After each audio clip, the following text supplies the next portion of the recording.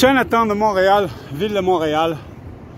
Le dossier s'est réglé aujourd'hui entre la ville de Montréal et la communauté asiatique.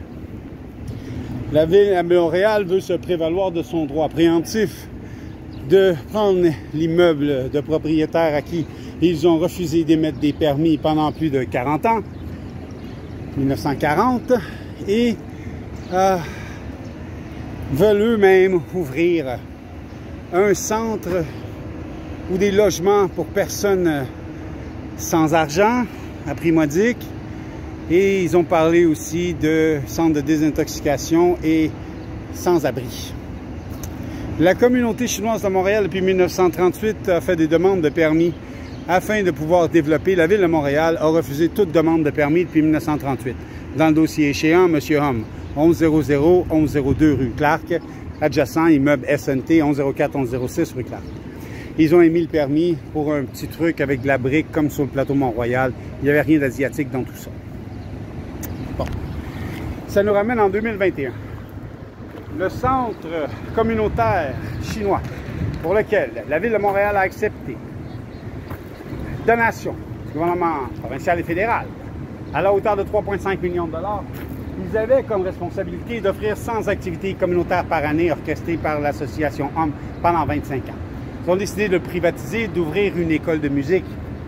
Le propriétaire a privatisé légalement avec la ville et sa complicité le 1088 rue Clark, un immeuble construit par l'ingénieur Jacob Wong à l'époque, et puis qui devait avoir une vocation communautaire. L'ouverture de l'école de musique a eu lieu. Le propriétaire s'est suicidé. Maintenant, ça a été revendu à quelqu'un d'autre. Le hic. Les 100 activités communautaires par année ne sont toujours pas données à la communauté chinoise. Hein? Voilà. Alors, ils leur doivent. Ensuite de ça, ils ont pris des demandes de permis de Jacob Wong et de M. Homme depuis 2002 afin de construire un projet de 12 étages. La ville de Montréal, ne connaissant pas les tenants et les aboutissants en teneur du sol, a quand même accueilli favorablement des demandes de permis. Sachant très bien qu'ils ne pouvaient pas répondre, comme ils ne savaient pas quelle sorte de poids et de surcharge ils pouvaient mettre, et de surcroît, où était situé le parking, hein? Le parking de l'hôtel. Hein? Il était situé où? Alors, il y a un parking à l'hôtel qui appartient à la ville, qui a été en fidéocommis donné à l'opérateur de l'hôtel pour y mettre des voitures. Les Chinois ont bâti des deuxièmes étages sans payer de taxes. Ils ont mis les signes au lieu de contre le mur de côté. Ils ont bâti des escaliers qui mènent à la rue. OK. Ils n'ont pas fait la lutte à l'insalubrité. Il y a plusieurs rats dans Chinatown. Il y a plusieurs habitations non rénovées, non louées depuis plusieurs années. Plusieurs personnes n'ont pas payé de taxes. Bon, donnant, personne n'est parfait sauf Jésus.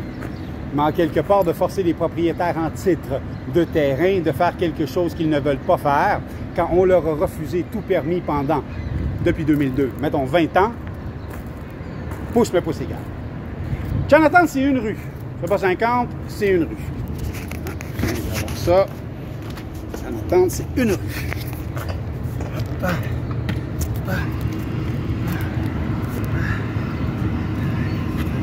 Pas grand-chose de solide, c'est clair. Alors, Chinatown, c'est une rue.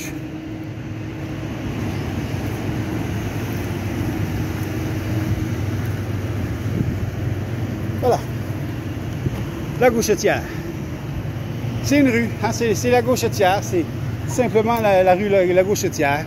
C'est ça, Chinatown. C'est une rue. Belle rue de la Gauchetière. La dernière fois que la communauté chinoise s'est astinée avec la ville, ils ont bâti le complexe Guy Favreau, éliminant 50% des pieds carrés habitables utilisables dans Chinatown.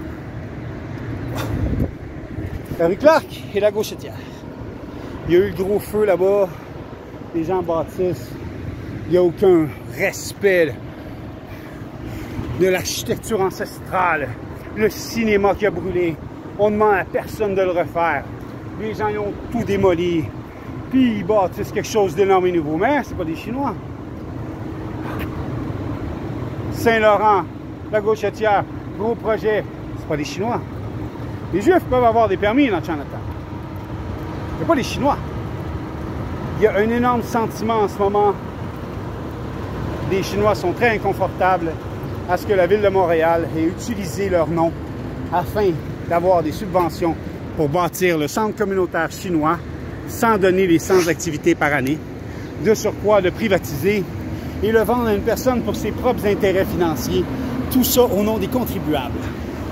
Soit la Ville rembourse 7 millions de dollars à la communauté chinoise, l'association Homme, dont son président, ou bien la Ville accepte de leur donner le droit de bâtir et d'avoir le 100 activités par année. Un instant, s'il vous plaît.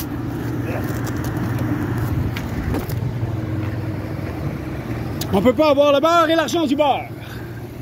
On ne peut pas demander à des gens de faire des demandes de permis et de payer des architectes, des ingénieurs, des designers, des entrepreneurs généraux pour faire des soumissions quand on sait qu'on ne peut même pas leur répondre, comme on ne connaît pas les sols. Moi, je suis dans le dossier, ça me frustre. Je trouve que c'est pas juste.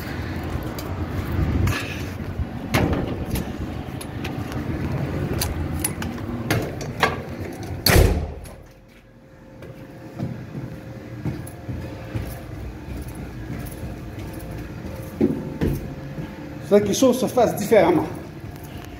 Que on permette à M. Homme et M. Wong de développer, de bâtir leur terre. Je vais vous donner l'exemple. Montrez ça vite fait, là.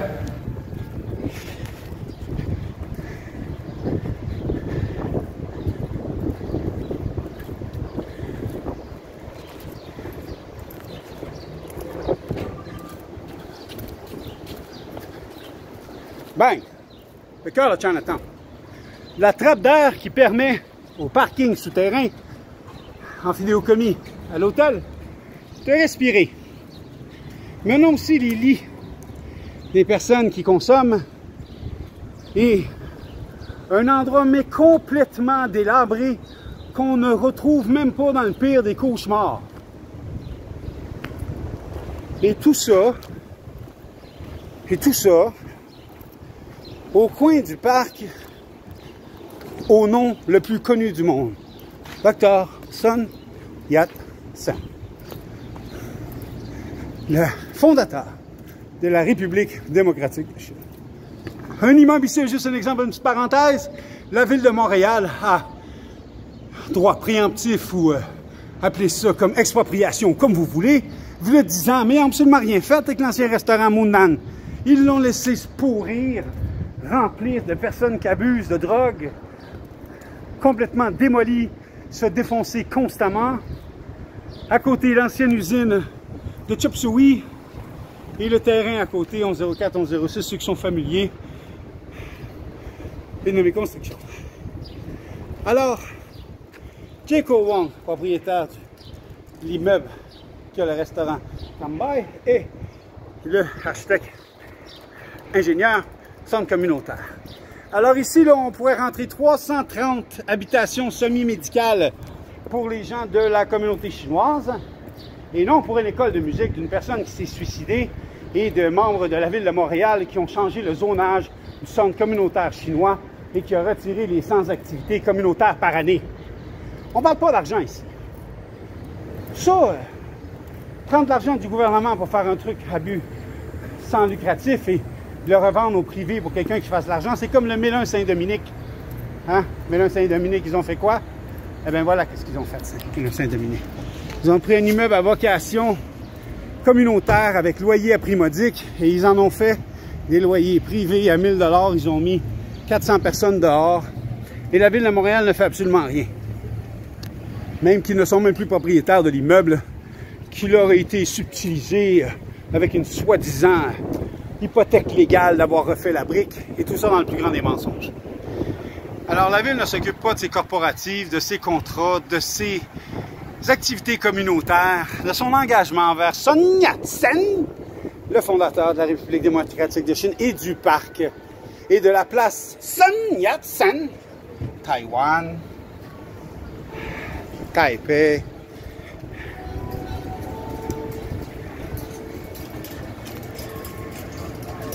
Voilà Chinatown. 3000 personnes qui vivent depuis 1938 dans le quartier chinois, parlant chinois, suite à la Deuxième Guerre mondiale. Aucun permis de la ville émis à aucun propriétaire chinois dans Chinatown depuis 1938.